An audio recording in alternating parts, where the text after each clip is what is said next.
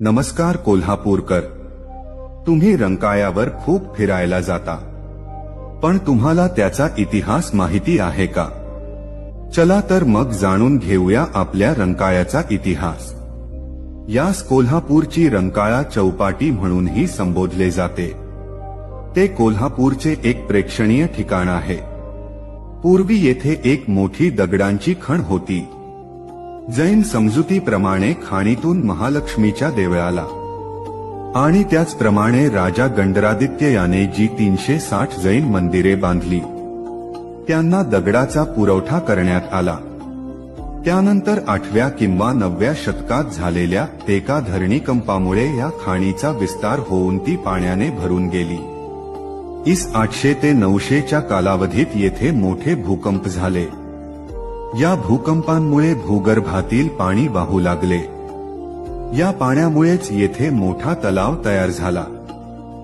पुराण कथांनुसार महादेवांचा अवतार व सोनारी गावचे ग्रामदैवत श्री काळभैरव म्हणजेच श्री काळभैरवनाथ हे शेषाची कन्या आई जोगुबाई जोगेश्वरी हिच्याशी विवाह करण्यासाठी पाताळात जात होते.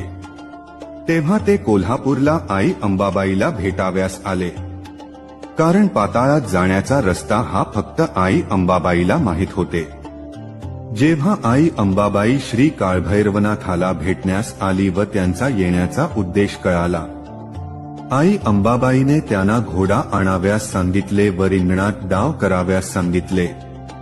घोड्याच्या टापांनी तिथे भला मोठा खड्डा तयार झाला व या खड्यातून श्री काळभैरवाने पाताळात जाऊन आई जोगुबाईशी विवाह केला व पाताळातून परत आल्यावर परत कोणी पाताळात जाऊ नये म्हणून तो रस्ता श्री काळभैरवाने बंद केला व कालांतराने त्या खड्यात पाणी साचून पुढे त्याचे तळे निर्माण झाले.